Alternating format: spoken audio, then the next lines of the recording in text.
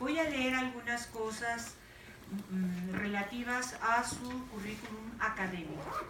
Verónica Volkov obtuvo el grado de licenciatura y doctorado en letras por la UNAM y una maestría en literatura comparada por la Universidad de Columbia en Nueva York.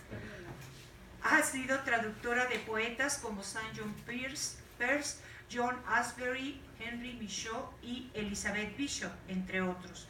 Sus áreas de interés comprenden la poesía moderna, la relación entre poesía y pintura, la cultura del Renacimiento y del Barroco y la hermenéutica. Recientemente ha publicado los libros de la demonización al análogo en 2013 y Dos cielos, dos soles, imágenes de la totalidad del cosmos a finales del siglo XVII novohispano en 2014. A la par de su labor docente y de investigación, también es poeta, ensayista y narradora. Es autora de El retrato de Jorge Cuesta, Premio Nacional de Ensayo, José Revueltas 2005 y de Oro del Viento, Premio Nacional de Poesía Carlos Pellicer para obra publicada en 2004. Además de los poemarios La Sibila de Cumas, Litoral de Tinta, Los Caminos, Arcanos y La Noche del Pez, por mencionar algunos títulos. También recientemente acaba de publicar en la revista Interpretatio, revista de hermenéutica, que ustedes pueden solicitar con un descuento de estudiantes, diciendo que vienen del curso de Mística y Lenguaje Poético, que es la publicación semestral del Seminario de Hermenéutica. Ustedes aquí ya han escuchado al doctor José Molina, en el semestre pasado al doctor Mauricio Beuchot. ¿Quién más ha estado de hermenéutica? No sé si Shekufé. Shekufé, claro, la doctora Shekufé, que también pertenece al Centro de Hermenéutica. Entonces, le dejo la palabra a la doctora Verónica Volkov. Préstame tu libro, aunque ya está agotado. No. Es este libro que esperamos que pueda ser reeditado en un momento dado o convertido en una publicación electrónica. Los dejo entonces con la doctora Verónica Volkov. Muchas gracias, Margarita, y otra vez felicitaciones por toda la labor que realizas y por invitarme a dar una de las sesiones de este curso. Me siento muy honrada. Bueno, pues vamos a hablar de Sor Juana Inés de la Cruz. Soy medio mala para calcular los tiempos de las clases, pero había pensado dividir esta clase como en 3 corpus, ¿no? Primero voy a hacer una presentación general de la biografía de Sor Juana, siguiendo muy de cerca a Las trampas de la fe de Octavio Paz. Y voy a, de alguna manera, dialogar con este texto que me parece fundamental, que tiene enormes aciertos, que sigue siendo muy iluminador. Lo leí hace muchísimos años, lo vuelvo a retomar y me sorprenden nuevos hallazgos, me sorprende la penetración de su mirada, ¿no? Y sin embargo, pues ya han pasado varias décadas, ¿no? Y ha habido también un cambio, digamos, podríamos decir, en el paradigma epistémico. La mirada que tiene Octavio Paz de Sor Juana sigue muy de cerca, pues, la de los estudiosos de su época, como la de Robert Ricard, por ejemplo, ¿no? Y no se sale, ¿no? Es una mirada, pues, que podríamos decir que se acerca a Sor Juana un poco desde esta perspectiva ideológica que, pues, cimenta la Ilustración, ¿no? Para el pensamiento moderno y crítico, racional, ¿no? Donde, bueno, pues hay un acercamiento a la poesía, pero hay una radical y profunda desconfianza de la mística y un desprecio también de la mística, ¿no? Pero, pues, ¿qué sucede, no? Que actualmente, pues, la hermenéutica contemporánea como que sí se ha acercado con mucho rigor y con mucho interés a la posibilidad de la mística como camino de conocimiento. Por un lado, pues, tenemos los trabajos de Henri Corbin, que probablemente ustedes conozcan, que es este estudioso de los místicos árabes, de la tradición árabe, ¿no? que puede entender perfectamente lo que es esta mirada intelectiva o la mirada de los profetas, y él dice en un momento dado que El profeta no es aquel que predice el futuro, sino es aquel que puede como conectarse con lo indecible, con la visión de lo indecible y transmitir ese mensaje, ¿no? Tiene esa capacidad, esa penetración, esa mirada, ¿no? Y luego, bueno, pues yo en este libro hago un desglose, que sí se los quiero aclarar porque es algo que estoy trabajando todo el tiempo, entre lo que puede ser la mirada del entendimiento racional que heredamos, ¿no?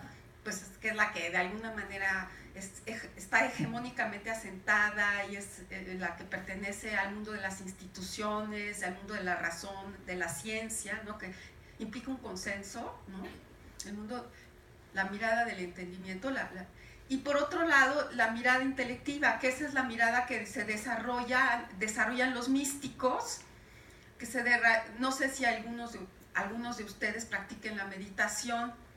Si no lo hacen, pues los exhorto a que mediten, ¿no? Porque, digamos, se abre este nuevo canal de percepción y de comprensión de la realidad, que es el de la mirada intelectiva, que se da a través de la luz interior. Y eso, bueno, no al principio que empiezas a meditar, al principio pues nada más estás ahí como que para todo es ruido, ¿no? Pero en un momento dado sí llegas a entrar en contacto con esta luz interior, esta mirada intelectiva. Y era algo que se practicaba muchísimo en el Renacimiento todavía, ¿no? Inclusive en el Barroco, por supuesto, ¿no? Pero va a quedar completamente tapiada con la Ilustración. La Ilustración va a decir, no, eso son pendejadas, perdón, francés, es decir, esto no tiene ningún valor, ¿no? De alguna manera, digamos, este gran cambio, ¿no? En donde yo he dicho como que se tapía esa mirada intelectiva, ¿no? Esta mirada intelectiva es muy peligrosa para las instituciones porque es una mirada que permite como desnudar en rayos X toda la podredumbre. Es decir, alguien que tiene mirada intelectiva no lo puedes engañar, esa persona se da cuenta de todo. Entonces, cuando por ejemplo, la Iglesia Católica se quiere consolidar, ¿no?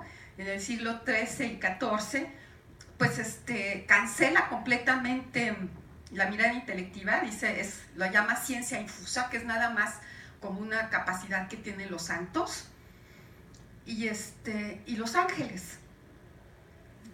Cosa, bueno, es cierta, los santos tienen mirada intelectiva, pero todos aquellos que están en el camino ya, es decir, que están meditando, que están siguiendo un camino de purificación interior, sin llegar a ser santos todavía, desarrollan la mirada interior. Pero eso a la Iglesia no le conviene, le resulta como demasiado, pues inquietante por toda la corrupción que hay en la Iglesia, ¿no? Entonces, bueno, San Agustín sí desarrolló esta capacidad, ¿no? Él claramente, y tiene páginas magníficas en sus confesiones. Yo los exhorto también a que lean a San Agustín. Es tan moderno, es tan honesto, es una honestidad tan moderna y una vitalidad tan conmovedora, ¿no?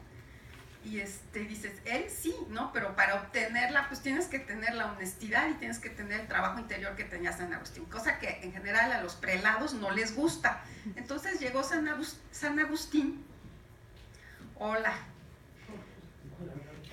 Bueno, aquí les estoy, perdón, voy a un poco retomar, ¿no? Cómo a partir de, digamos, sobre esta mira, digamos que estoy proponiéndome hacer una lectura de Primero Sueño y de la obra de Sor Juana y en general de otros artistas barrocos. También estoy trabajando a Cristóbal de Villalpando, ¿no? Desde esta posibilidad de la mirada intelectiva, ¿no? Que está presente, por supuesto en San Agustín, ¿no? Ya Santo Tomás, ¿no? Porque los intereses eclesiásticos pues eran otros, tapía esa mirada y dice que no, que hay que utilizar nada más la racionalidad y el entendimiento. Es decir, se prohíbe la mística. La mística resulta demasiado amenazante, ¿no? Para las instituciones establecidas, les decía, porque la mística permite ver en rayos X todo lo que hay, y muchas veces lo que hay en las instituciones es porquería, ¿no? Entonces, los místicos siempre resultan extremadamente inquietantes por esa capacidad de penetración que tienen. Entonces estaba haciendo la diferencia entre lo que es la mirada del entendimiento, que es racional y que obedece a un consenso institucional, científico, católico. La escolástica es entendimiento, porque implica un consenso, y la mirada intelectiva, que se adquiere a través del trabajo interior meditativo, a través de la purificación del ser, se entra en contacto con esa dimensión.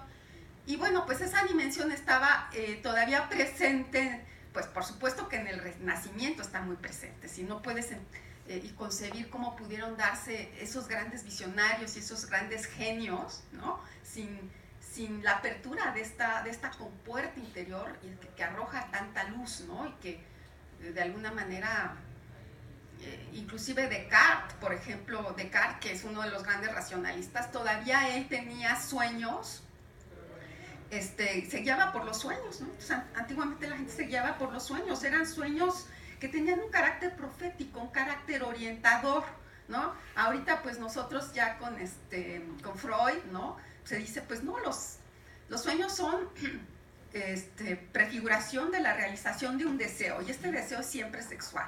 Bueno, pues digamos que para ciertos seres que están todavía muy primitivos, que están todavía en esa dinámica, ¿no? Y que no pueden entender otras dimensiones ni acceder a ellas, bueno, pues sus sueños serán también de carácter sexual, ¿no? Pero no lo eran. Es decir, tenemos que pensar que los sueños de verdad eran como naves espaciales que permitían conectar a un ser humano anclado en lo terrenal con otras dimensiones. Inclusive a veces les permitían a los soñantes tener como panorámicas, ¿no? Visiones cósmicas de cómo está construido el universo entero. Y es el caso del sueño de Sor Juana. Entonces, es de esta tradición de sueños que está Cicerón, ¿no?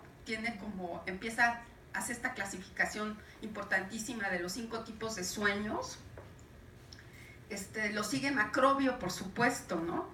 Cicerón, de hecho, Macrobio retoma este famosísimo sueño de Escipión el Africano, y a partir de allí, de ese sueño, él desarrolla toda su filosofía. Entonces, bueno, esto un poco para que veamos, ¿no? Uno de los problemas que yo veo en esta interpretación que hace Octavio Paz, que por un lado es brillantísima y tiene aportaciones extraordinarias, es esta mirada muy ilustrada, es esta mirada que se acerca a una episteme distinta desde el parámetro racionalista de la ilustración, ¿no? Pero ahora pues tenemos trabajos muy importantes, el de Michel Foucault, por ejemplo, ¿no? Que nos dice en las palabras y las cosas, se acerca y dice, no, es que la episteme del Renacimiento no tiene nada que ver con la episteme clásica y con nuestra episteme, ¿no? La episteme del hombre renacentista es completamente distinto. Entonces dice, bueno, pues hay que ver que es una episteme todavía sustentada en la magia y en la analogía, ¿no? En donde la concepción del microcosmos y el macrocosmos es fundamental. Eso ya no va a suceder a partir de finales del 17, ya cuando ya empieza a imponerse como otro paradigma epistémico, ¿no? que es el de la episteme clásica, que se basa en la metonimia, en las matemáticas y en la clasificación. Entonces, es otro modelo, ¿no? Pero bueno, pues aquí en la Nueva España, por suerte, tenemos un 17 que es de alguna manera un muy intenso continuador del trabajo que se hace en el siglo XVI, del trabajo del humanismo que se hace en el siglo XVI. Hay que decir que, pues, que los humanistas, ¿no? Si nos vamos hacia la Academia Florentina, también tuvieron acceso a este conocimiento, también lo practicaron, esta posibilidad de conectarte con la mirada intelectiva, ¿no? Entonces son dos modelos epistémicos distintos. Entonces, bueno, pues en el siglo XX tenemos ya este cambio de paradigma que se va a dar, por un lado con Foucault, después tenemos el trabajo de Panofsky, que es fundamental, ¿no? Él nos va también a acercar al Renacimiento y nos va a decir, no se confunda, ¿no? Todo lo que es la pintura renacentista obedece a un modelo neoplatónico, y desde nuestro racionalismo no lo podemos entender. Hay que entender, hay que volver a leer a Ficino, hay que volver a leer a Pico de la Mirandola para poder entender lo que está, no sé, este cuadro, por ejemplo, de las dos Venus de Tiziano, ¿no? Una está encuerada y señala al cielo, y la otra está divinamente vestida, y dice, bueno, pues ¿cómo lo interpretas? Requieres el marco teórico y filosófico, conceptual, espiritual, porque no es solo filosófico, del neoplatonismo para entender. Entonces, bueno, este es otro de los grandes cambios que se dan para entender de otra manera al Renacimiento, porque ¿qué pasaba, no? Teníamos a los marxistas, digo, que también tuvieron grandes aportaciones, pero en general dicen, no, es que a partir del Renacimiento se da el surgimiento de la burguesía y se impone la mentalidad burguesa. Ah, pues entonces estamos en el mismo ferrocarril del Renacimiento, ¿verdad? Porque es como la mentalidad burguesa la que empieza a desarrollarse en el Renacimiento, y entonces pues es el mismo tipo de mentalidad, es el mismo tipo de ideología, ¿no? Un poco, el concepto de ideología ha ayudado, pero también ha bloqueado mucho la comprensión de la especificidad de la mentalidad renacentista y barroca, ¿no? Entonces, otro de los grandes estudiosos que te cambia completamente la mirada del Renacimiento, y eso me lo dijo Guillermo Tovar en una conversación telefónica, me obligó a leerlo y gracias, ¿no? Es el de Magia y Eros en el Renacimiento, Jean Juliano. Jean Juliano es bueno, ¿qué les puedo decir? Es un texto abrumador, es decir, todo lo de Jean Juliano es extraordinario. Por favor, acérquense a Jean Juliano porque permite esta otra mirada. Él va a decir que el hombre renacentista se concebía a sí mismo no solo con una, podríamos decir, anatomía física, sino también había una anatomía y una fisiología física, sino que también poseía una fisiología neumática. Entonces, esta neumática pues tiene que ver con lo espiritual, ¿no? Entonces, estudia de manera muy rigurosa, ¿no?, esta fisiología neumática para el hombre renacentista. Entonces, bueno, los hombres renacentistas todavía se permitían tener visiones como las que tiene Dante en su Comedia, ¿no? Y bueno, también por supuesto el barroco.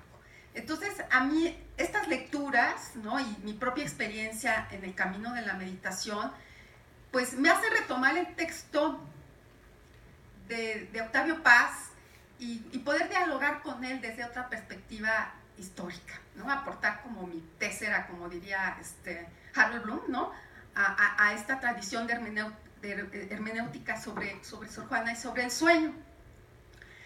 Y bueno, pues aquí les decía, voy a seguir un poco el texto de Paz, así una pequeña síntesis, y en un segundo momento me voy a introducir en el tema del barroco, ¿no?, un poco, que es otra de las maneras que yo trabajo, es decir, como siguiendo a Panofsky, me voy al contexto de lo que se producía en la época, de lo que se leía en la época, y bueno, pues he estado trabajando, por ejemplo, la relación entre Primero Sueño y la cúpula poblana de Villalpando, que salió este libro, y bueno, entonces en ese segundo momento voy a trabajar el barroco, y en un tercer momento les voy a leer una ponencia que escribí sobre Primero Sueño, enfocada o vista desde el problema de la violencia de género, ¿no? La violencia de género que vivimos muchas académicas en sistemas muy institucionales, ¿no? A veces cuando hablas de violencia de género piensas, ay, los feminicidios que están allá en el norte. No, todo sistema institucional es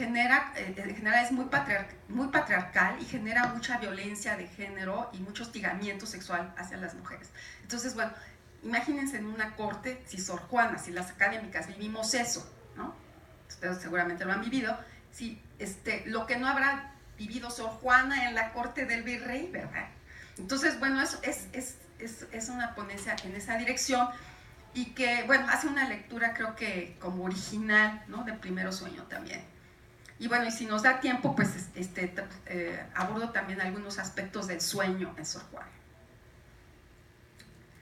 Bueno,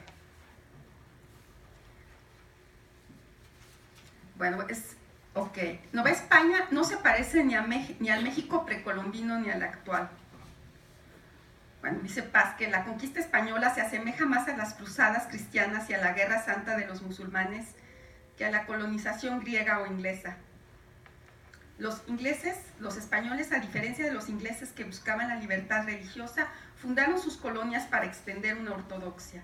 Su principio fue la conversión cristiana de los nativos. Aunque Nueva España carecía de autonomía, su principio no era el que define una colonia. En teoría, era otro de los reinos sometidos a la corona, igual que Castilla o Aragón. Las guerras de independencia de nuestros países se insertan más bien en la tradición de las luchas de Cataluña y Portugal contra la hegemonía de Castilla que en la historia de las revoluciones modernas. La ideología liberal del movimiento de independencia hispanoamericano desfiguró el sentido y la verdadera naturaleza de nuestra separación de España. Los revolucionarios hispanoamericanos hicieron suyas las ideas de la Ilustración y de la independencia norteamericana porque pensaban que en la tradición propia no existía un pensamiento político que justificara su rebelión. Esta ideología fue una superposición histórica, no tenía raíces en nuestra tradición. Bueno, no sé, también es discutible, pero bueno, lo voy a presentar como la base, ¿no?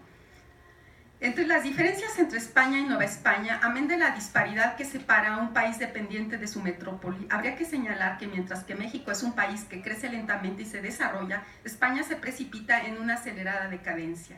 También contrasta la estabilidad relativa del virreinato con los disturbios y las intrigas de la corte madrileña.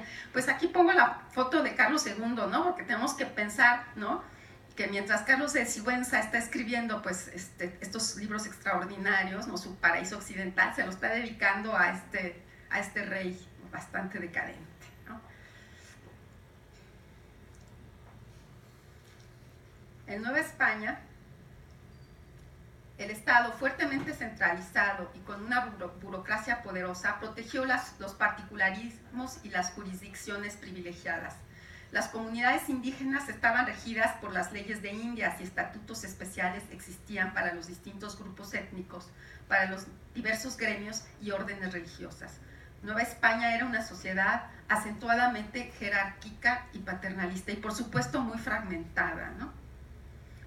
Los grupos que componían la sociedad novohispana no tenían representación política y desconocimos esa forma hispánica de parlamentarismo que fueron las Cortes. Nuestra impreparación para la democracia ha sido mayor que la de los nuevos españoles.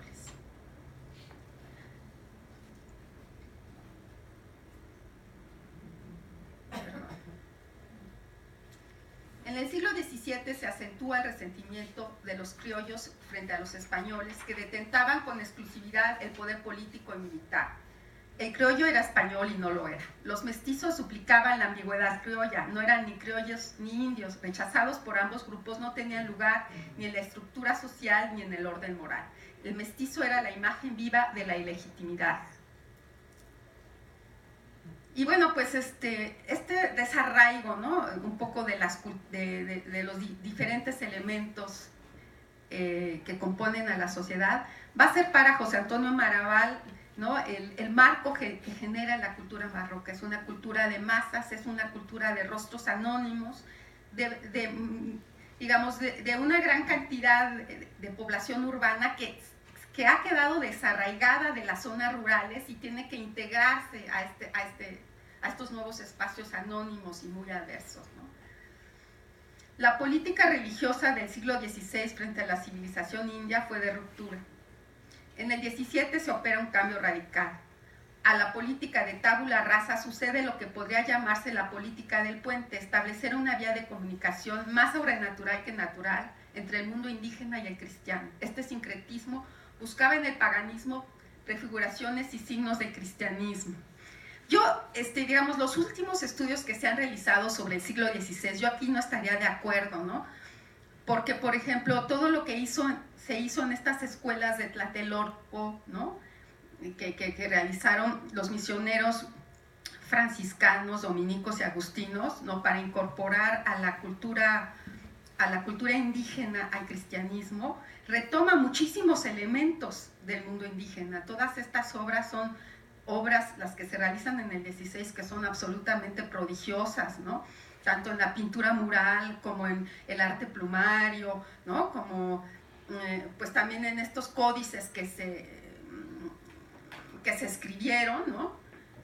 Pues son producto de esta fusión, ¿no? De esta fusión y de esta educación que recibió la nobleza indígena de parte, pues, de los frailes, ¿no? Entonces, por ejemplo, Sahagún, bueno, pues estás pensando, ay Dios, no es posible, perdón,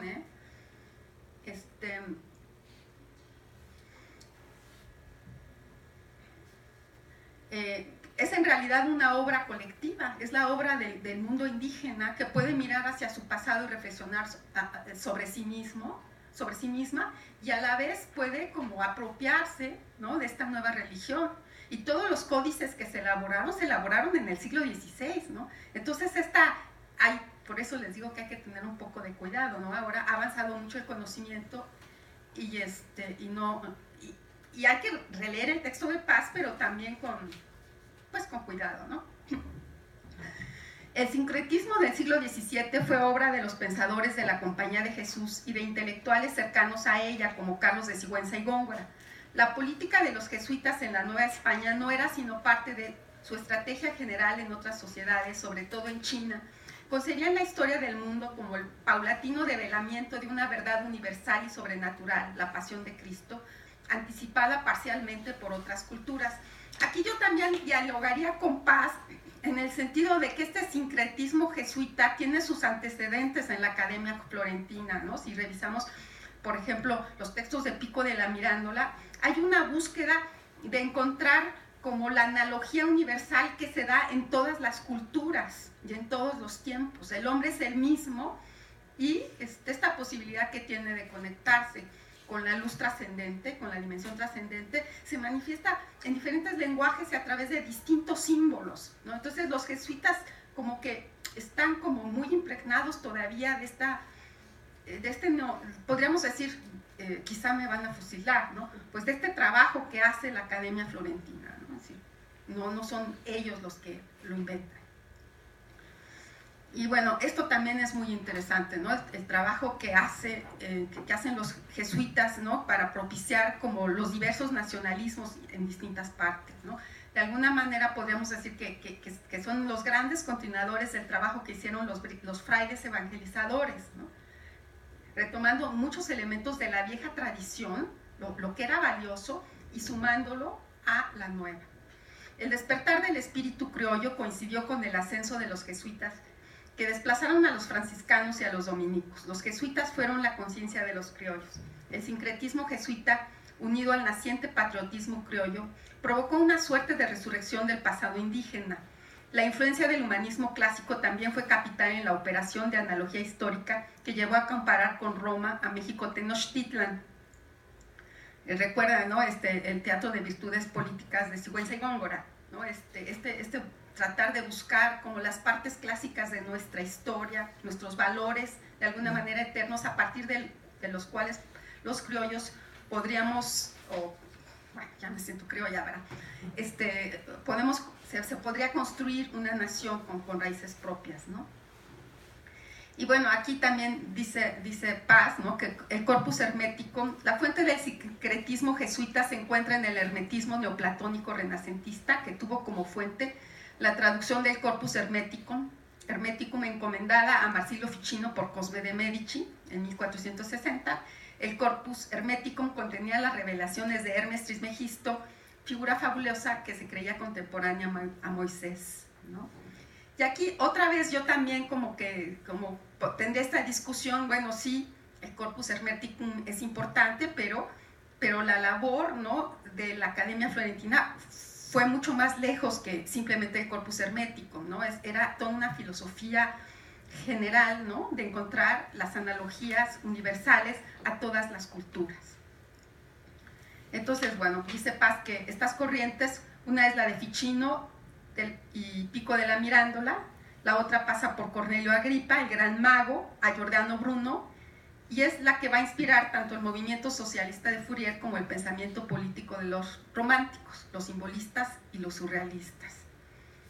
Bueno, pues Paz la acota nada más al hermetismo, yo la amplío a lo que es el humanismo. El humanismo renacentista en su esencia implica esta síntesis, implica, lo que está diciendo es que el hombre es universal. Y bueno, la otra tendencia representada por los jesuitas intentó reconciliar las religiones no cristianas con el catolicismo romano. Bueno, a la sombra del sincretismo jesuita nace un proyecto que no se desvanecerá sino hasta la segunda mitad del XIX, la fundación de un imperio mexicano, doble heredero del español y el azteca. El proyecto del imperio mexicano resolvía la contradicción ideal entre el México precolombino y la Nueva España, pero no resolvía la contradicción real entre los criollos y los mestizos en el que ellos no tenían lugar. Bueno, otro elemento muy importante fue la Virgen de Guadalupe, ¿no? La aparición de la Virgen de Guadalupe en el siglo XVI fue una señal de carácter único y singular de la Nueva España. Perdón por la errata, se aparece en el XVI, pero se promueve este culto sobre todo en el XVII. La Virgen es el punto de unión de criollos, indios y mestizos y ha sido la respuesta a una triple orfandad. La de los indios, porque Guadalupe Tonantzin es la transfiguración de las antiguas divinidades femeninas, la de los criollos, porque su aparición convirtió a Nueva España en una tierra madre real, la de los mestizos, porque la Virgen fue y es la reconciliación con su origen y su legitimidad. Junto con el culto guadalupano, otra de las manifestaciones del sincretismo religioso fue la demostración que intentó hacer Carlos de Sigüenza y Góngora de que el Evangelio había sido predicado antes de la llegada de los españoles por Santo Tomás con el nombre de Quetzalcóatl. Bueno, yo aquí también agregaría otro, ¿no? Bueno, como estoy trabajando en misticismo en la Nueva España, son todos estos textos que se elaboran, todas estas biografías podríamos decir, de almas altamente realizadas en la Nueva España. Una de ellas es Gregorio López, el famoso anacoreta prodigioso.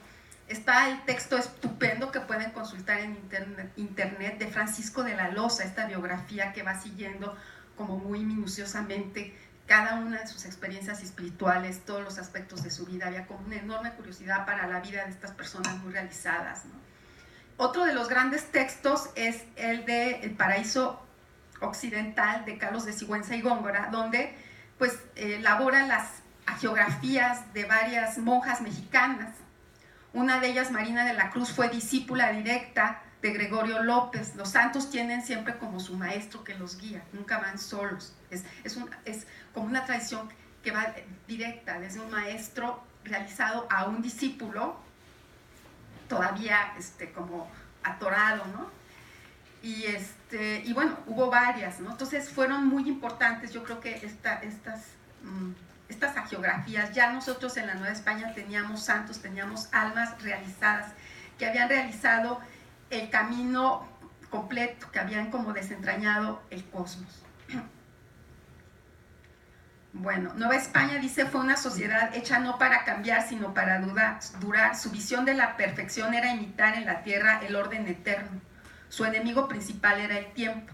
La crítica se concebía como una vuelta al principio original, es decir, como una crítica de las infracciones y desviaciones de los principios fundadores y no como una crítica de esos principios. Bueno, y bueno, aquí está esto que dice Paz. La religiosidad protestante se fundó en una crítica religiosa, mientras que la religiosidad católica consistió en la defensa de esa religión. De ahí que Nueva España fue desde su nacimiento una construcción hecha para enfrentarse a la crítica, es decir, a la historia y a sus cambios. El drama de la independencia fue el antagonismo entre el cambio y la continuidad. Esta última condenaba a la inmovilidad, la primera al desgarramiento.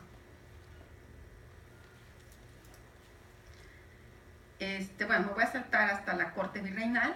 La corte virreinal fue un centro de irradiación moral, literaria y estética. Transmitió a la sociedad novohispana los modelos de la cultura aristocrática europea y propuso un tipo de sociabilidad distinta a los que ofrecían las otras dos grandes instituciones novohispanas, la iglesia y la universidad, ¿no?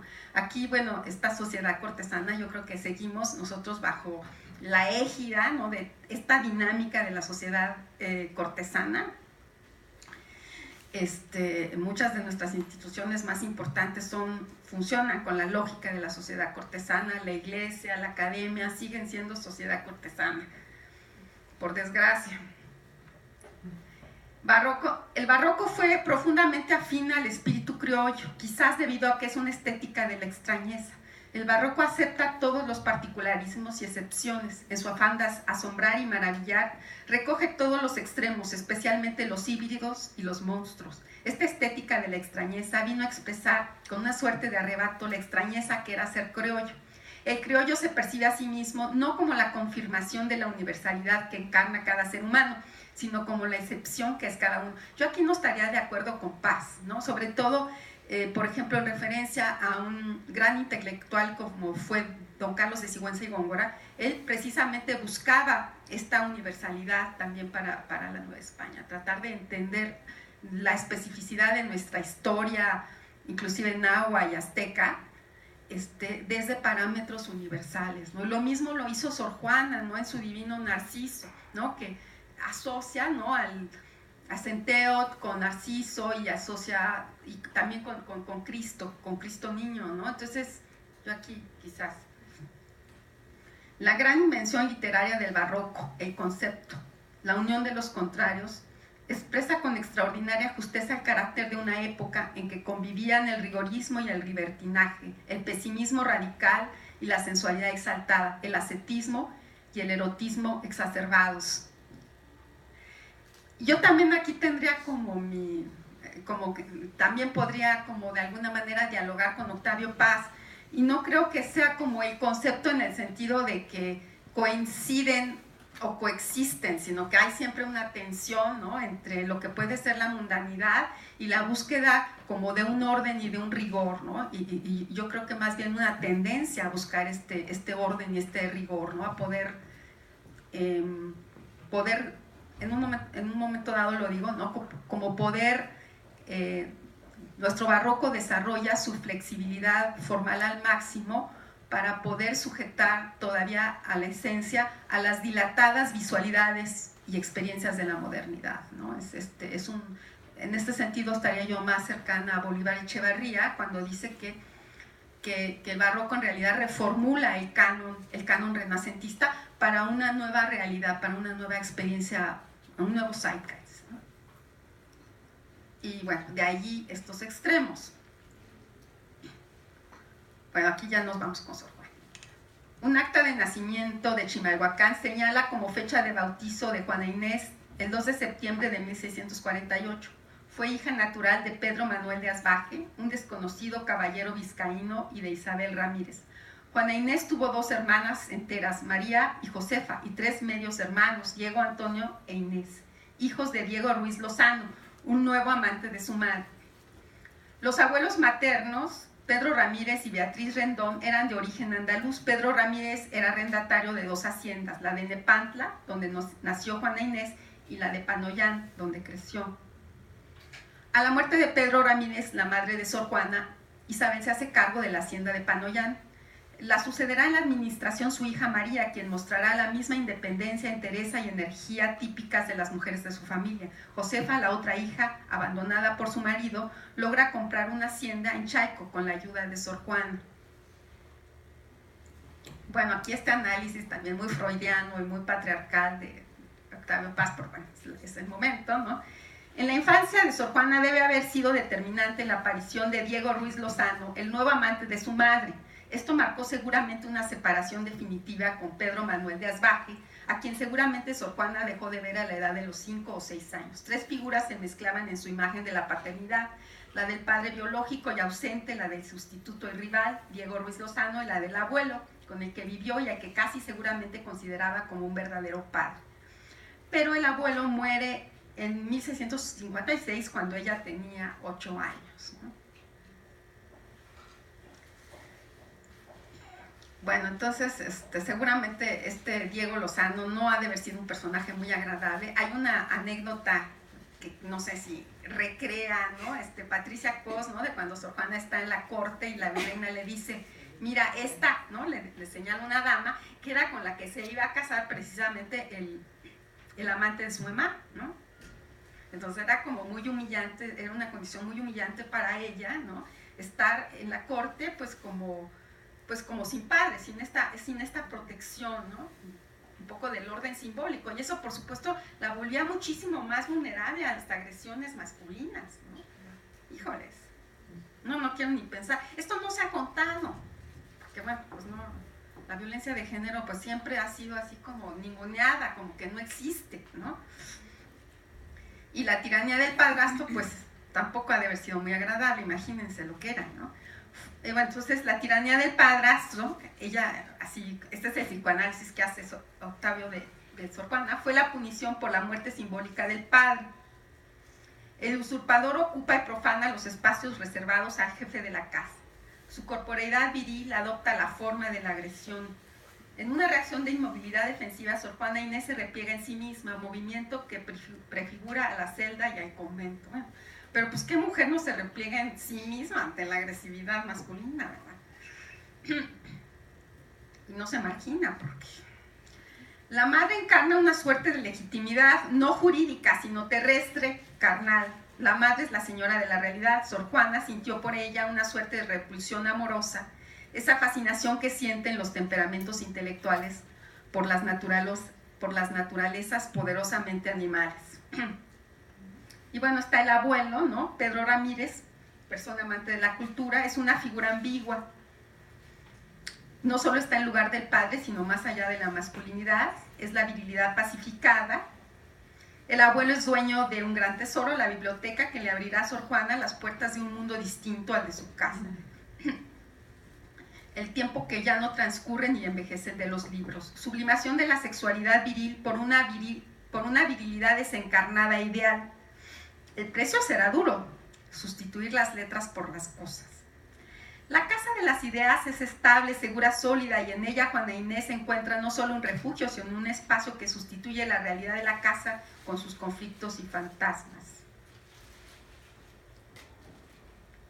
Tal vez ante la ausencia, Sor Juana mata simbólicamente a Pedro Manuel de Asbaje, ¿no? El padre se volvió no solo un ausente, sino un fantasma, y quizá por ello sus poemas amorosos no giran nunca en torno a la presencia del amado, sino de una imagen, forma fantástica ceñida por la memoria o el deseo. La muerte simbólica del padre y no la de la madre ante el conflicto edípico la lleva a una identificación con la figura masculina, ¿no?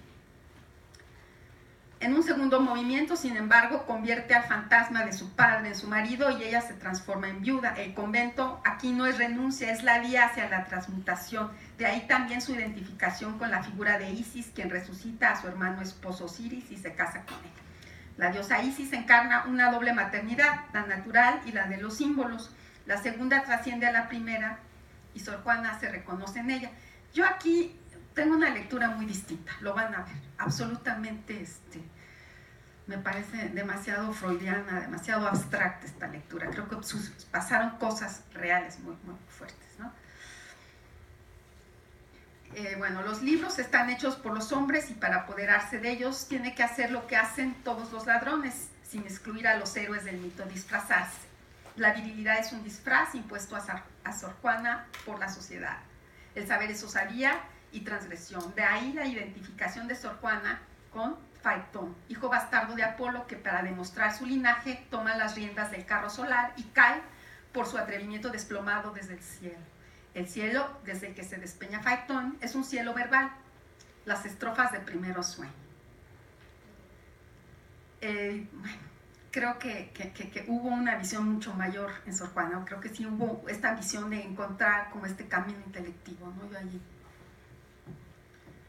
El abuelo Pedro Ramírez muere en enero del 56 y Juana Inés deja la hacienda de Panoaya poco tiempo después. Este abandono de la casa materna a sus 8 años de edad parece ligado a la aparición del capitán Diego Ruiz Lozano, nueva amante de su madre, pues imagínense. Juana Inés es acogida en la Ciudad de México por una tía materna, doña María Ramírez, y su esposo, el acaudalado Juan de Mata. La sociedad se le presenta ahí de nuevo como su condición originaria. Es una planta que crece en una tierra de nadie.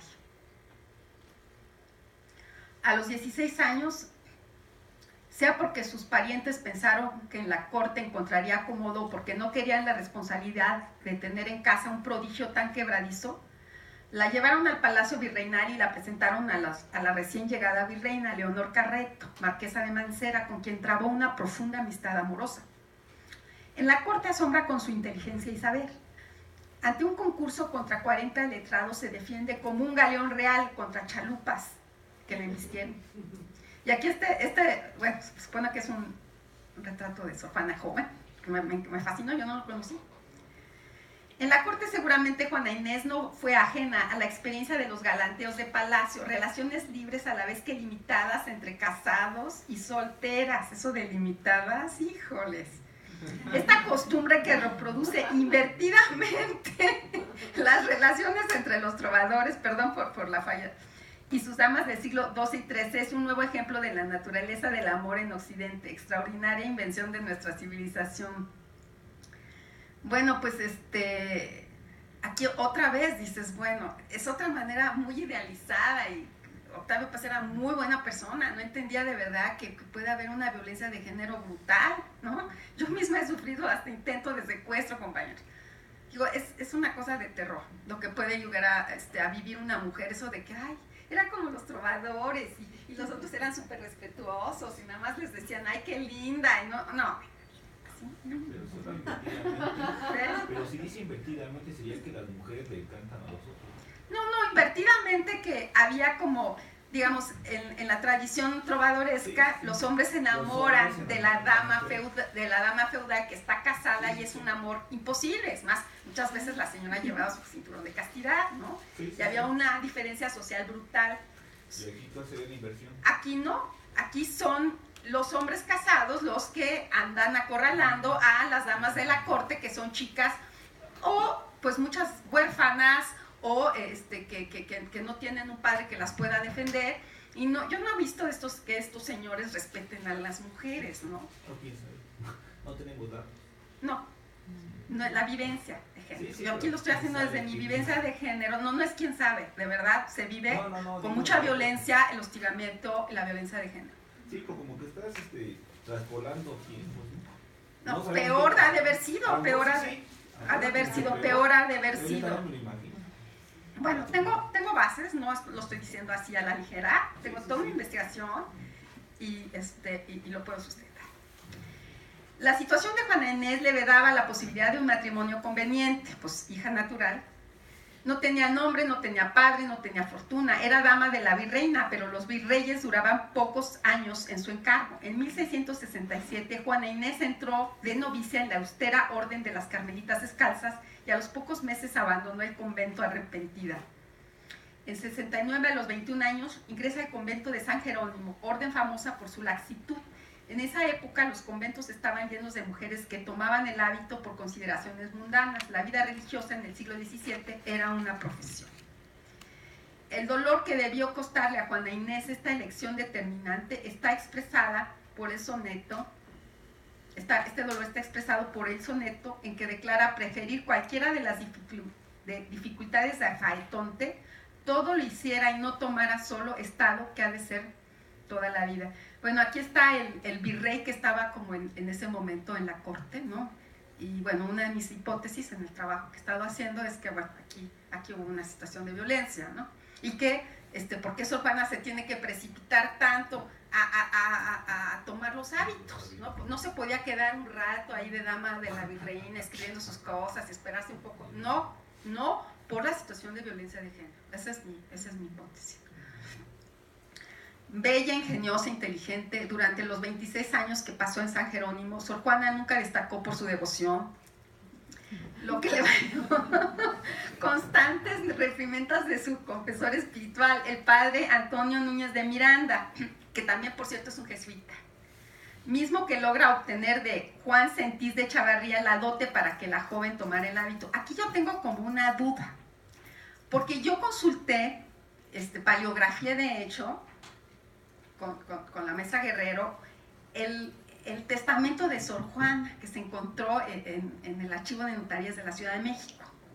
Y en este testamento ella dona 250 pesos en hora que le dejó este señor Juan Sentís de Chavarría a su madre y a sus hermanas, y dice que de ninguna manera ese dinero debe ser entregado al convento, el convento no puede reclamar ese dinero. Entonces aquí como que me generó como una confusión, no sé si existe, allí tengo esa duda, de verdad, si existe información de que no, en efecto, Antonio Núñez de Miranda también donó la dote para que entrara al convento y además le dejó este dinero extra que le deja a su madre y a su familia y no quiere que lo toque el convento, ¿o qué pasó? Es decir, ahí yo tengo esa duda, tengo como... Juana Inés sobrevivió durante más de 20 años de vida conventual y de intrigas eclesiásticas y palaciegas, no solo gracias a sus prendas morales e intelectuales, sino a su habilidad. La forma en que se sirvió de sus relaciones con el Palacio Virreinal revela un tino político nada común. Fue su ascendente en el Palacio Virreinal lo que le permitió desafanarse de las odiosas obligaciones conventuales y sobrevivir a las envidias de sus hermanas y a las obtusas imposiciones de la abadesa. Este delicado equilibrio político le permitió la libertad interior necesaria para el desarrollo de su obra. Esta mirada de Octavio Paz a mí me gusta mucho, es muy fina, cómo puede entender esta parte, ¿no? Los marqueses de Mancera dejaron la Ciudad de México el 2 de abril de 1674. En el camino a Veracruz muere Leonor, ¿no? Lágrimas negras de mi pluma triste, Sor Juana escribe, y lo sustituye Fray Payo, arzobispo de México, que es elegido virrey, y en los 7 años que detentó el mando, ya se me fue, bueno, pues ya para 1680, Tomás Antonio de la Cerda, marqués de la Laguna, es designado virrey de la Nueva España y llega a México con su esposa María Luisa Manrique de Lara y Gonzaga, condesa de Paredes, hermosa mujer de 31 años, la misma edad de Sor Juana. Fue la talentosa monja quien les dio la bienvenida en su Neptuno alegórico compuesto para el arco de la catedral. A Carlos de Sigüenza y Góngora le correspondió el arco del Santo Domingo, repleto de alusiones prehispánicas. Una fecunda amistad habrán de trabar ambas mujeres, y entre el palacio y el convento se dará un continuo ir y venir de regalos, billetes, flores, golosinas y retratos, ¿no? Y bueno, pues en general es una mujer que busca más el apoyo de otras mujeres, busca como esta solidaridad con otras, con gente de su mismo sexo que siente menos agresiva y menos amenazante que con los personajes masculinos, ¿no? En general es muy violentada por los personajes masculinos. Podemos decir, no encuentra protección en los hombres, ¿no? Sino por el contrario, o acoso, violencia, o traición, ¿no? Este es el marqués de la Laguna, ¿no? El tercer marqués. Ella ya por suerte está de monja, ¿no? Está como más protegida. Y para 1686 tenemos la escritura de Primero Sueño. Otra vez aquí, yo difiero de Octavio Paz, ¿no? Dice: el alma sola y la ausencia de revelación. Habría que ubicar este gran poema en la tradición hermética de los sueños de Anábasis, viajes del alma al mundo del espíritu mientras el cuerpo duerme. En el sueño de Sor Juana, sin embargo, el alma viaja sola, a diferencia de las tradicionales expediciones espirituales conducidas por un mediador divino. Esta ruptura implica un cambio absoluto en las relaciones de la criatura humana con el más allá. El alma se ha quedado sola. Aquí yo creo que Octavio Paz no entiende la experiencia iniciática. El ascenso del poema desemboca, por otro lado, contrariando también a la tradición, en la imposibilidad de una revelación. Se inserta así en el silencio de los espacios y la confrontación con la no visión, ejes fundamentales de la poesía de Occidente. Aquí, digamos, no sé, digamos, cuál era la condición espiritual de Sor Juana, si Sor Juana ya tenía como el desarrollo de algo que se da en el camino de la experiencia meditativa, que es la recepción del poder maestro. El poder maestro va guiando al discípulo a través del camino, de este camino y no necesariamente el maestro tiene que aparecer en persona, digamos, o en la visión neumática. Sí puede mandarte un sueño, pero sigues estando la guía presente del maestro, no porque aparezca, ¿no? Yo aquí dialogo con paz y señalo, por ejemplo, que en el Ger platónico, el Ger de la República, en el libro 10 de la República, pues tenemos un viaje, ¿no? Un viaje de anábasis de alguien que visita el mundo de los muertos y no lleva a un mediador, ¿no? Bueno, pero para Paz es un argumento muy importante de que no se trata, podríamos decir, de un sueño iniciático, sino que es ya es el viaje de la razón. Y bueno, creo que sí es un poema que está como a caballo entre lo que puede ser la visión mística y la visión racional de su siglo, ¿no? Así, todo el barroco creo que hace como estos tejidos entre estas dos partes, ¿no? Como primer sueño aparece una pasión nueva en la historia de nuestra poesía, el amor al saber, que en Sor Juana reviste la violencia y la fatalidad del erotismo. Primer sueño es un obelisco verbal que emerge en una zona indecisa de neblina, precipicios y geometrías vertiginosas. Este cosmos sin forma ni medida infinito, en ningún momento se aviena la cosmografía tradicional. Se acerca más a Galileo y a Kepler y quizás a Pascal con su sensación de humillación ante lo infinito. Esta pasión por el saber creo que también tiene que ver con, más que, por supuesto hay una sublimación de la pulsión erótica, pero tiene que ver muchísimo con el proceso iniciático, ¿no? Que es algo que Paz no ve. Y bueno, ya eso, tenemos que pensar que en la Nueva España, digo, no me aventuro a decir que ya de alguna manera seguía como este camino, pero era un camino no desconocido para la Nueva España, ¿no? Y bueno, pues tenemos esta carta tenagórica que está dedicada a Sor Filotea de la Cruz, quien prologa la edición alabando por un lado las grandes luces de Sor Juana y criticando por otro la elección profana de sus asuntos. Extraño elogio que esconde una grave amonestación. La identidad oculta de Sor Filotea era ni más ni menos que la del obispo de Puebla, Manuel Fernández de Santa Cruz, quien le pide seguramente a Sor Juana esta carta y después la publica. Esto es como muy interesante porque es Manuel Fernández de la Santa Cruz quien le exhorta a Sor Juana para que escriba la carta a Sor Filotea. Recuerden que era una polémica teológica en contra del padre Vieira, este padre jesuita, sobre las finezas de Cristo. ¿Cuáles son fines, no? Creo que Vieira dice que la mayor fineza es la Eucaristía y Sor Juana va a decir, no, es la libertad, ¿no? Muy renacentista Sor Juana. Pero bueno, es Fernández de Santa Cruz quien se lo pide. Entonces aquí Fernández de Santa Cruz como que la arroja al ruedo, ¿no? Y después le lanza, y después la desangra en el mismo ruedo, ¿no? Entonces seguramente había una pugna, ¿no? Entre Fernández de la Santa Cruz y Aguiar y Seijas, que ya era el arzobispo de México. El nombramiento de Aguiar y Seijas, quien implantaría una política de austeridades como arzobispo de México, debe haber irritado a Fernández de Santa Cruz, quien formaba seguramente con Sor Juana y otros intelectuales un grupo de intereses comunes. Aguiar y Seijas era orgulloso discípulo de Antonio de Vieira, y es él sin duda el blanco secreto de la crítica en manos de la monja. La teología era aquí máscara de la política. Por cierto, no deja de ser muy interesante este padre Vieira, ¿no? Porque fue un gran defensor de los indígenas, fue un hombre extremadamente valiente que se enfrentó a la corona de Portugal, ¿no? En sus denuncias. Entonces es muy, muy importante. Así lo vemos como, ay, el amargadito, ¿no? El padre Vieira, ¿no? Fue un hombre muy importante, un jesuita muy importante. Pero la participación de la monja no debió reducirse a ser involuntario instrumento de la maquinación de Fernández de Santa Cruz. En Sor Juana se jugaban también razones legítimas y entrañables, la defensa de sí misma y de su sexo. Aguiar y Seijas era famoso por su absoluto horror a las mujeres.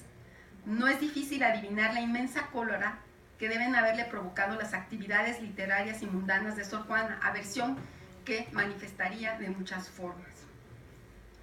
En esta humillación del arrogante prelado, Sor Juana se sentía segura. Tenía el apoyo del obispo de Puebla y sobre todo la del Palacio Virreinal.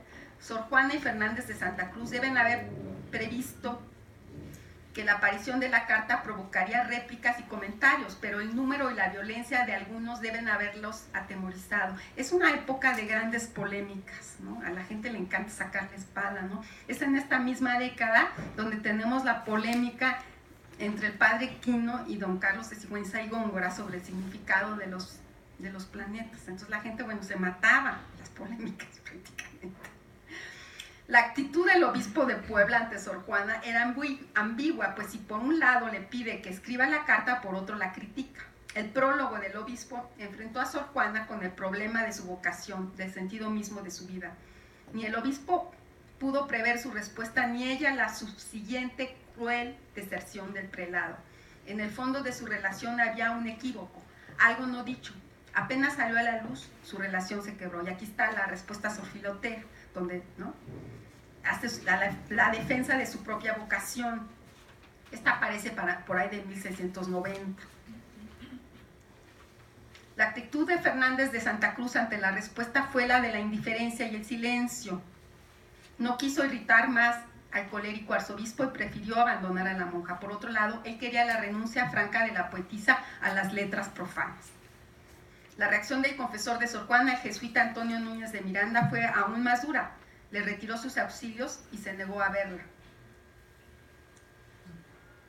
En sus años finales, Sor Juana tuvo que padecer de manera inexorable el conflicto entre vida religiosa y mundo intelectual. Su diferencia, sin embargo, con otros clérigos, escritores, Lope, Góngora y Calderón, era la de ser mujer. La monja encarnaba una excepción doble e insoportable, la de su sexo y la de su superioridad intelectual. Poco a poco, la marea adversa la acercaba, ella se daba cuenta y resistía. No perdió nunca, salvo al final, el dominio de sí mismo.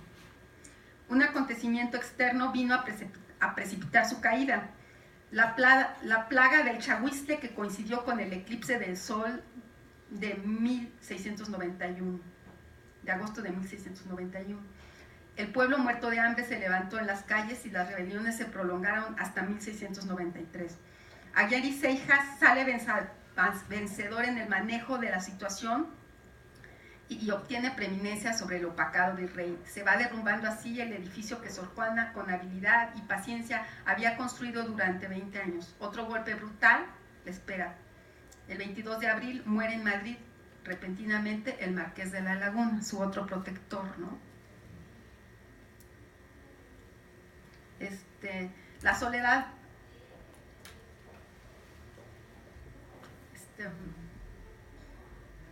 bueno, pues ya aquí lo dejamos, este seguimiento del texto de Octavio Paz. Y bueno, pues ahorita quisiera abordar el tema del barroco, ¿no? Desde el cual podemos como entender también, ¿no?, darle otra lectura a Primero Sueño de Sor Juana.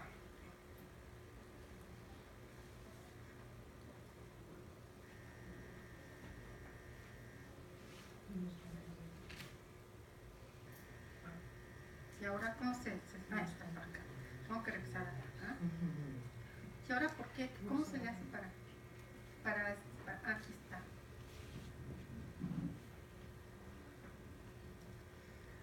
Bueno, pues hay muchas definiciones del barroco, ¿no? Eso es lo que más abunda. Pero bueno, vamos a trabajar algunas. ¿Qué pasó? Hoy no me digan. No importa, aunque sean otras.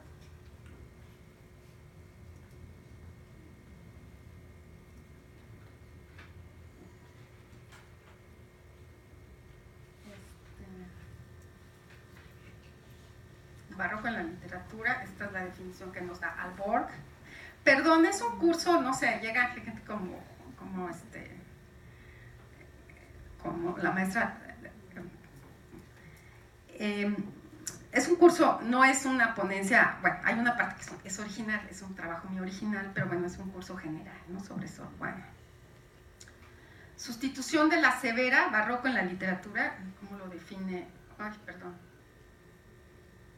Como lo define Alborg, sustitución de la severa, serena belleza clásica por un arte acumulativo que pretende impresionar los sentidos y la razón con estímulos poderosos, fuera de lo común. Estos estímulos pueden dirigirse al entendimiento y se manifiestan en retorcidas agudezas, imágenes brillantes, ideas ingeniosas y todo género de novedades y audacias estilísticas que constituyen lo que tradicionalmente se llama cultismo y conceptismo o pueden apuntar al sentimiento. Y entonces se valen de todos los medios capaces de excitar el terror o la compasión, provocar la admiración o la sorpresa, sirviéndose de temas maravillosos, pintorescos, grotescos o monstruosos. Y bueno, esta como división, ¿no? Hay como que me sorprende, ¿no? Esta división del barroco siempre en dos, ¿no? En dos corrientes, ¿no? Américo Castro divide en dos al barroco, es el primero que lo hace en la literatura. Cuando se emprenda una historia ágilmente articulada de dicho arte, habrán de distinguirse dos momentos dentro de aquel afán expresivo. En el primero, la forma de expresión no pretende alejarse del objeto que la integra. En el segundo, la forma expresada, el estilo, incita a huir del objeto presente y a pensar en algo nuevo y distinto, hasta el punto de hacer perder la vista al punto inicial de partida. La columna se salmoniza, la metáfora adquiere vida propia.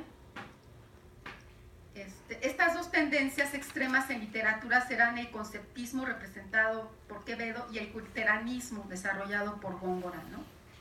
Y esto es como muy interesante porque, digamos, en España tenemos esta división, y en Europa en general, del barroco en estas dos corrientes, el cultismo y el culteranismo. Y en cambio creo que en la Nueva España se da como una modalidad propia, ¿no?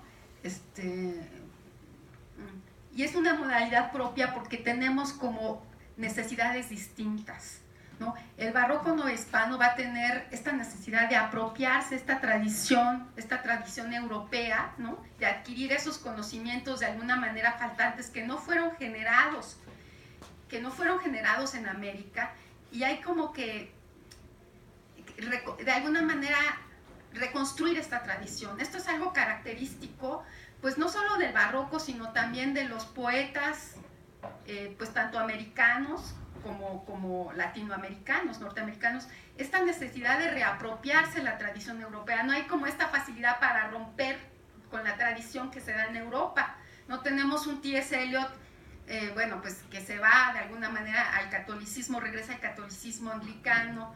Tenemos a un Pound, ¿no? Que se pone a hurgar en toda la tradición, a reconstruir la tradición de la poesía, ¿no? Que se pone a traducir a todos los poetas italianos del Dolce Stil Nuovo, a los clásicos, ¿no? Y esto, bueno, tenemos también un Octavio Paz, ¿no? Que se preocupa por esta recreación de la tradición. Eso es algo que nos sucede a los latinoamericanos y que va a ocurrir también en el barroco desde el siglo XVII. De hecho, tendríamos que decir, desde el humanismo del siglo XVI está esta necesidad de importar esta otra tradición, porque estamos como ayunos, carentes de ella. Si nuestros referentes son escasos, ¿no? Entonces es como este movimiento que se da, y el barroco lo hace de manera espectacular, ¿no? Sobre todo, ¿no? Si nos ponemos a leer a Sigüenza y Góngora, la misma Sor Juana, ¿no? De recuperar por un lado esta tradición europea, ¿no? El poema de Sor Juana pues está calcado de latín, ¿no? Quien haya estudiado un poco de latín, ¿no?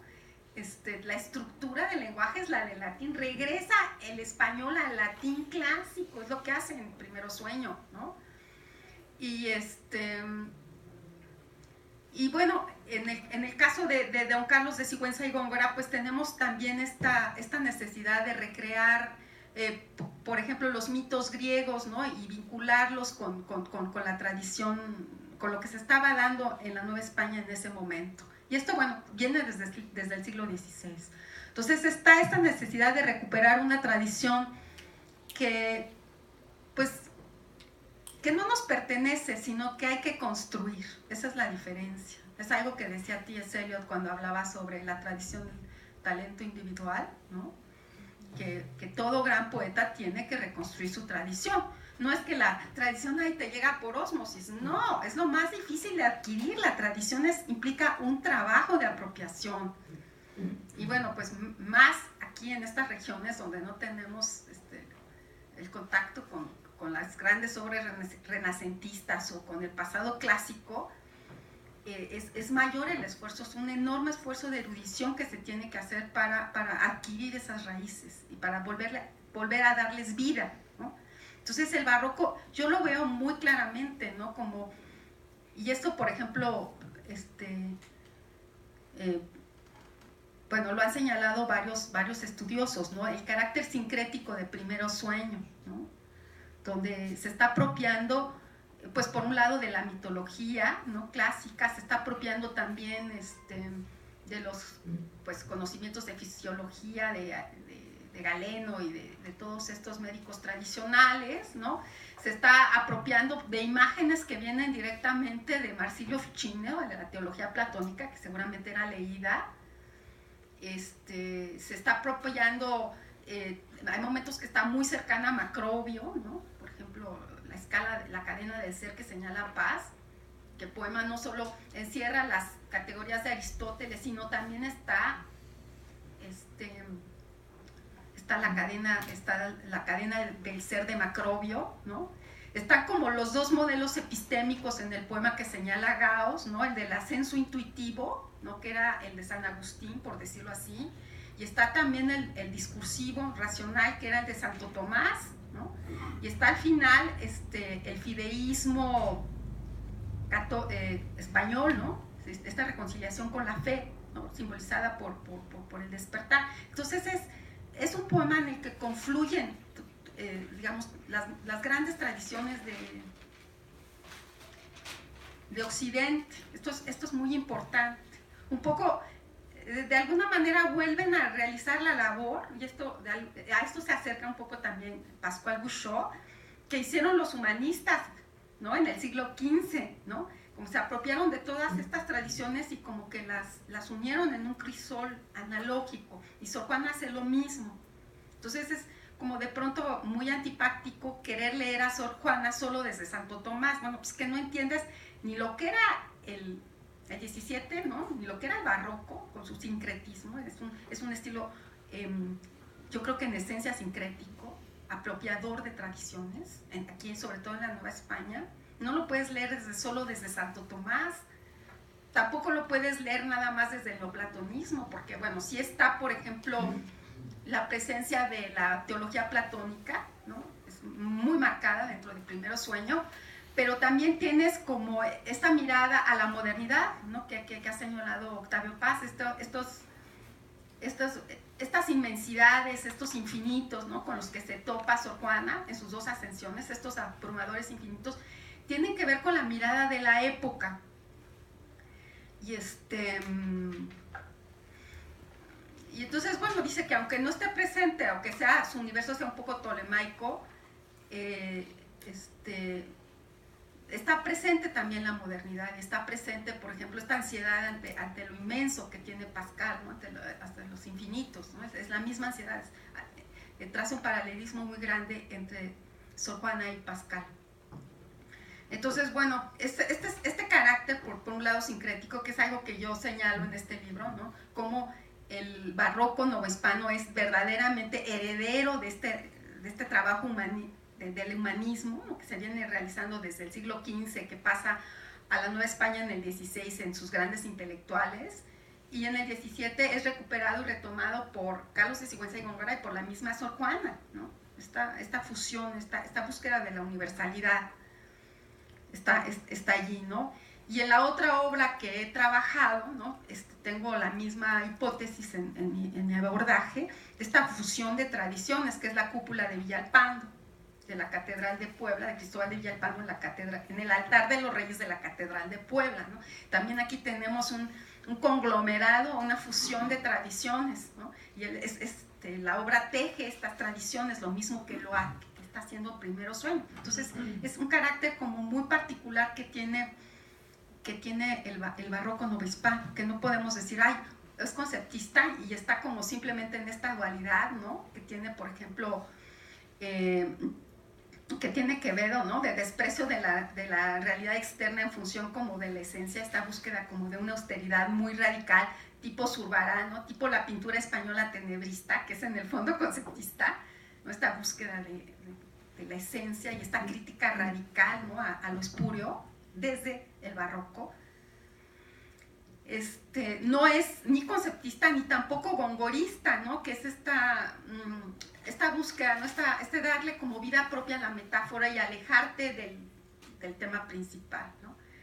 Aquí hay un gongorismo en cierto sentido, pero es un gongorismo que busca apropiarse, ¿no? Digo que es un microcosmos, el poema es un microcosmos, son microcosmos que ansían apropiarse de todos los detalles del macrocosmos, tienen como una especie de voracidad epistémica enorme, ¿no?, de encerrar como el universo en sus entrañas, por decirlo así, ¿no?, que es un poco lo que quiere hacer Sor Juana, esta ansiedad barroca de no solo huir del vacío, sino de poseer al mundo, poseer la totalidad del mundo. Y también lo hace Villalpando. Entonces es como apoderarse de todo el conocimiento. El barroco mexicano quiere apoderarse, ¿no?, de todos los saberes, y en ello de alguna manera se anticipa. Esto es algo como también muy interesante en la Ilustración y su enciclopedia, un afán enciclopédico, ¿no?, que aquí se juega en el arte, ¿no? Y entonces es como distinto, ¿no? Entonces otra vez aquí presentan los textos clásicos, pero tengo que polemizar con ellos porque pues mi mirada es distinta, ¿no? Y aquí es, bueno, esta definición que hace, vimos Américo Castro, y ahora los voy a llevar a Goefflin, a esta definición que hace de la representación de tipo pictoricista que se da en el 17, que es muy importante, ¿no? Donde se abandona la pintura lineal, es decir, la importancia fundamental otorgada a la línea demarcadora del contorno como guía constructora de la forma, hacia una construcción en base a manchas de color.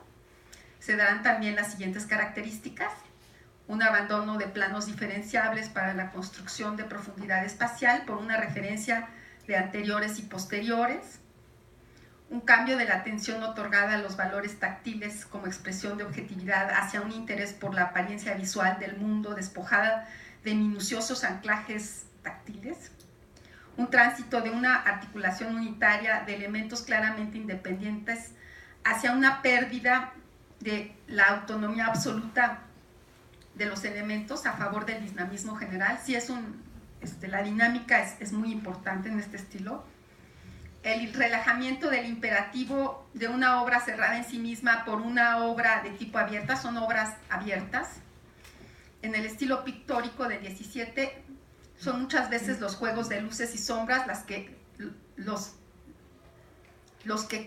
luces y sombras las que construyen la unidad de la obra pictórica, supeditándose los diversos elementos al efecto general, ¿no?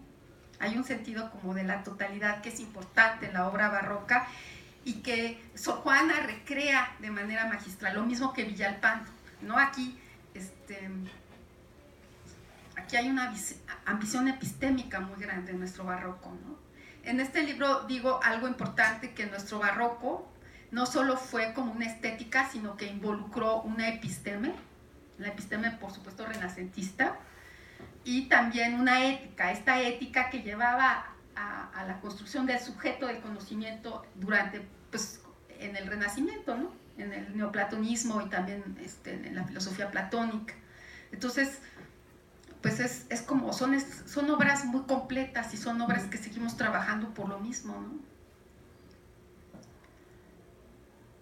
Y bueno, aquí tenemos otra definición que encontré en otro texto. Es un movimiento artístico y cultural que se produjo en Roma entre los años 1600 y 1780, en los primeros años del siglo XVII, a partir de las formas del Cinquecento renacentista. Pronto se diversificó en varios estilos paralelos, manifestándose en dos ideas antepuestas: la del barroco lujoso, aristócrata, teatral y católico, y la del barroco destinado a encarnar la vida real, diaria y que abarca al protestantismo. Esto es como muy interesante porque también aquí en el arte tenemos esta división del barroco en dos líneas. Esto que les digo que es como, que no es un barroco, son varios barrocos. Este arte expresa la lucha que la Iglesia Católica mantuvo frente al protestantismo retoma, digamos, todo lo que se propuso el Concilio de Trento en su momento, convertir a la pintura en una expresión y en una herramienta para difundir la ortodoxia católica, ¿no? Y en convencer a los fieles. Es el estilo de la grandilocuencia y la exageración que propaga el absolutismo monárquico y la Iglesia de la Contrarreforma. Aquí surge el gusto por las pinturas murales en las que el artista dispone de amplios espacios que puebla de multitud de personajes. Por supuesto, se vuelve a ser como muy importante la alegoría. Y la pintura barroca en Italia se desarrolló en la última década del Cinquecento en Roma, siendo pontífice, perdón por las faltas de ortografía, Clemente VIII. Este arte se desarrolla por medio de jóvenes artistas como Caravaggio y los que forman el taller de los Carracci, Ludovico, Agostino y Aníbal. Estos son como las dos líneas para mí como muy claras, ¿no? Por un lado Caravaggio y su naturalismo, y por el otro lado los Carracci, ¿no? Y su tendencia como a la saturación y a un lujo excesivo. Artistas que se alzan como los representantes más insignes de la estética barroca, tratando de romper con las formas del manierismo, con propuestas pictóricas rebuscadas y elitistas, con propuestas históricas rebuscadas y elitistas, pretendieron referirse a la verdad del mundo real, idealizando la realidad. Se dan dos corrientes: corriente clasicista con los Carracci, que tendrá más éxito en Italia y representa el arte oficial, y la corriente naturalista o tenebrista con Caravaggio, que representa la vanguardia, lo novedoso y lo que aporta algo nuevo. Es un arte que está más cerca de la sociedad y del pueblo. Curiosamente, España hereda a Caravaggio, ¿no? En todo lo que es el tenebrismo español. Y bueno, pues una anécdota, ¿no? Como el tenebrismo y el naturalismo, ¿no? Los artistas barrocos salen a pintar al aire libre, a diferencia de los artistas manieristas, ¿no? Que trabajaban en sus estudios, y aquí les interesa la luz, les interesa y en ese sentido como que son como muy paralelos a la búsqueda del conocimiento científico que se está dando, ¿no? Plasmar la realidad. Entonces de pronto dices, bueno, una parte huye hacia la idealización y otra parte plasma de manera muy fiel la realidad. Y estas dos tendencias están claramente presentes en Sor Juana, ¿no? Por un lado, como esta apropiación de los conocimientos muy particulares, ¿no? Que se están manifestando, y por otro lado esta pendulación también hacia una estructura y a una simbolización clásica. Entonces, lo que es fascinante en nuestro barroco, yo por eso a mí me encanta trabajarlo, es esta dialéctica que se da entre estos polos, no hay este juego y que va a permitir lo que dice en un momento dado Bolívar Echeverría, y esto es algo muy profundo, ¿no? Una propuesta alternativa a la de la modernidad capitalista, ¿no? Decía Echeverría, Bolívar Echeverría, de manera que me parece genial, que hubo otro proyecto de modernidad en el barroco, ¿no? Y por supuesto pues quedó aplastado por el capitalismo. Era un proyecto, bueno, mucho más nacionalista, en donde había todavía una gran preocupación por recuperar los valores espirituales y los valores simbólicos y por supuesto la tradición católica y la tradición clásica, ¿no? Es decir, unir la modernidad a la vieja tradición, y de alguna manera seguirle dando vida al humanismo. Y aquí les estoy leyendo el texto de Echeverría, de Bolívar Echeverría. La técnica barroca la técnica barroca de conformación del material parte de un respeto incondicional al canon clásico tradicional, entendiendo canon más como un principio generador de formas que como un simple conjunto de reglas. Se desencanta por las insuficiencias del mismo frente a la nueva sustancia vital a la que debe formar y apuesta a la posibilidad de que la retroacción de esta sobre él sea lo que restaure su vigencia, de que lo antiguo se reencuentre justamente en su contrario, en lo moderno. Aquí lo que dice Bolívar Echeverría es un texto Es genial, es un texto al que hay que regresar todo el tiempo, ¿no? Y lo ve muy, y sobre todo en la Nueva España, ¿no? Y Bauer, el barroco es la época que se extiende entre el absolutismo y la ilustración. Está considerado como el último gran estilo europeo. Durante mucho tiempo se le tuvo como un dialecto degenerado del Renacimiento, pero el barroco opone a la medida clásica un complejo de gran variedad dinámica de formas y expresiones. Frente a frente se encuentran la alegría de vivir y una sensualidad distinguida, una espiritualidad religiosa y un riguroso ascetismo, una amplia variedad de formas y un rigorismo en las normas. Al mismo tiempo, el ilusionismo introduce lo teatral y escénico en el arte, ¿no? El arte del 17, digamos, el barroco del 17 en la Nueva España, bueno, en general, todavía obedece, por ejemplo, en la arquitectura, a los tres órdenes, ¿no? A los órdenes que se deben dar en los edificios. Es decir, todavía tiene una estructura clásica. Ya para el 18 rompe con esta estructura. Esto es interesante. Y bueno, tenemos este pintor importantísimo que es Caravaggio en Roma, con su dramática pintura del claroscuro, consigue dar un nuevo rumbo a la pintura. Y esta anécdota, ¿no? que lo pinta de cuerpo entero, ¿no? En una ocasión le pidieron un cuadro sobre la dormición de la Virgen, y entonces él, para pintarlo, utilizó el cadáver de una prostituta que se había muerto, se había ahogado en el río. Entonces pinta con enorme naturalismo, ¿no? a esta virgen, ¿no? Completamente hinchada, con los pies completamente dañados, ¿no? Es decir, y por supuesto pues no le gustó mucho a la iglesia, ¿no? Este naturalismo de pronto choqueaba, ¿no? Pero es parte del zeitgeist de esta época, de poder mirar las cosas directamente. Y bueno, aquí tenemos el otro, ¿no? Esta otra tendencia, que es la de los Carracci, ¿no? Los hermanos Carracci son los fundadores de la pintura barroca en España, bueno, en Bolonia. ¿Por qué dije España? Ahorita les voy a decir por qué, ¿no?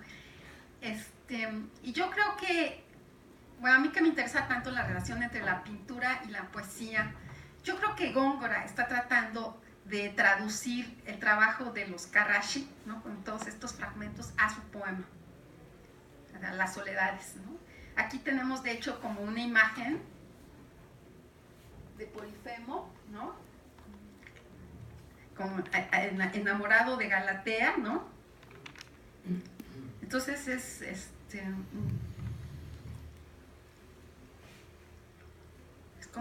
sería como el gongorismo, ¿no?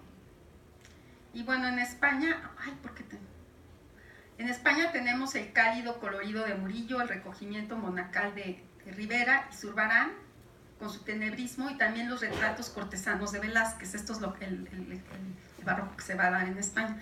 Aquí tenemos este Cristo en la cruz, ¿no? De Zurbarán, que otra de las características que va a buscar el barroco es como buscar la aparición, buscar como generar una sensación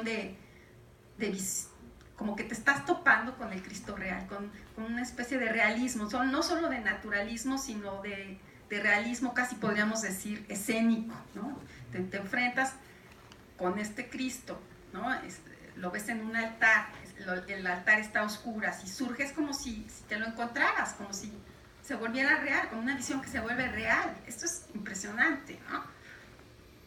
Bueno, aquí tenemos a Velázquez con sus retratos cortesanos, ¿no? Y famosísimo que ha trabajado Foucault, ¿no? De las meninas, de las palabras y las cosas, por favor, léanlo. Y por otro lado, Murillo, el joven mendigo, ¿no? Aquí tenemos clarísimamente la herencia de Caravaggio, ¿no? En este naturalismo, en este pintar como la pobreza, la rudeza, las condiciones más ásperas, ¿no? Pero hay como algo en este tenebrismo que es un poco, de alguna manera, como muy afín al conceptismo, ¿no? Este retratar, o San Jerónimo de Zurbarán, que bueno, no lo traigo, pero lo pueden traer en su mente, hombres pues que pinta de la calle, ¿no? También se dice que Rembrandt de pronto buscaba a sus modelos en la calle, en el mendigo así, que estaba más dañado, ¿no? Ese es el que le usaba para modelo, ¿no?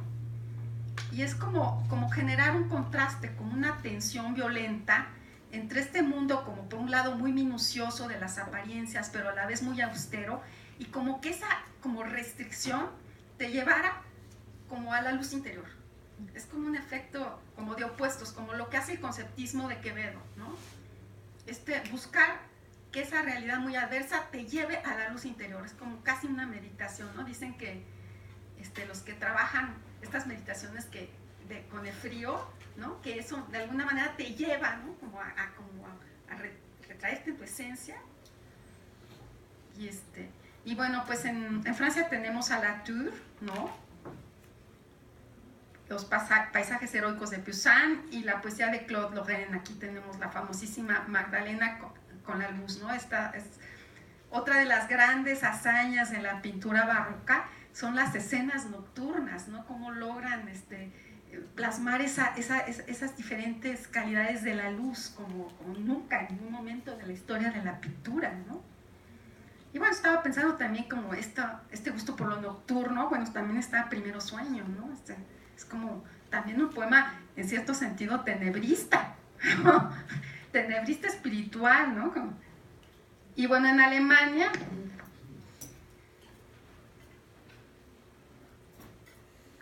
destacan de los delicados paisajes de Alzheimer,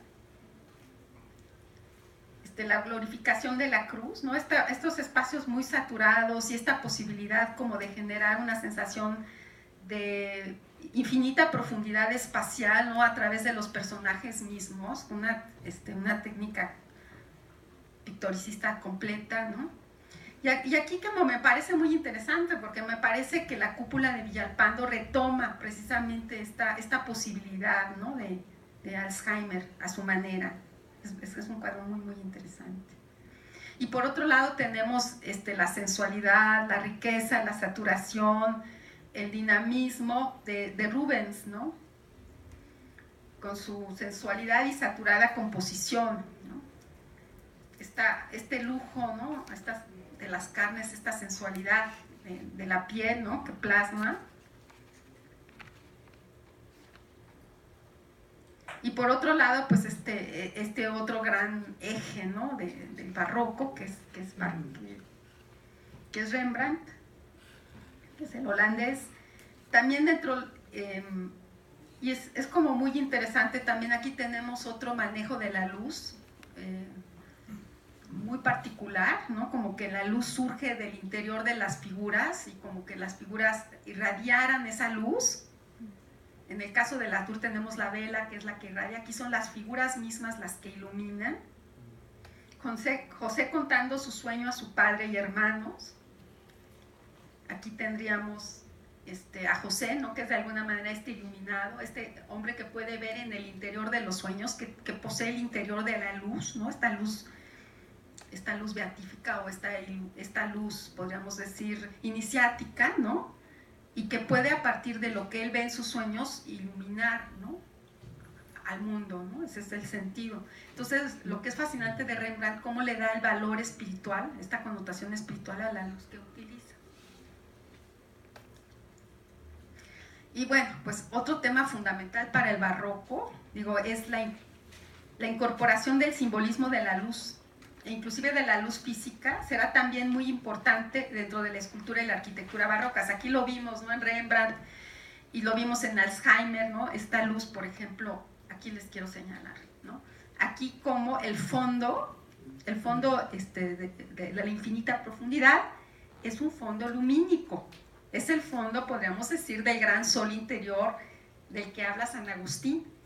Así como se retoma esta tradición mística, la retoman los pintores, aunque la Contrarreforma está como muy aterrorizada por las visiones internas, y por ejemplo, bueno, hay una dualidad allí, ¿no? Entonces aquí tenemos, por ejemplo, este ejemplo, ¿no? De Bernini, ¿no? De cómo utiliza la luz natural para incorporarle el simbolismo espiritual de la luz a la luz natural en la cátedra de San Pedro, ¿no? Entonces esta irrupción de la luz es parte de la de la escultura, bueno, del conjunto escultórico mismo. Y eso también va a suceder en la cúpula de Villalpando. No sé si sale la próxima imagen. No, espérenme, déjenme ver. Vean aquí. Es lo mismo. Se utiliza también la luz, como la utiliza Primero Sueño, ¿no? Cuando Primero Sueño va ascendiendo,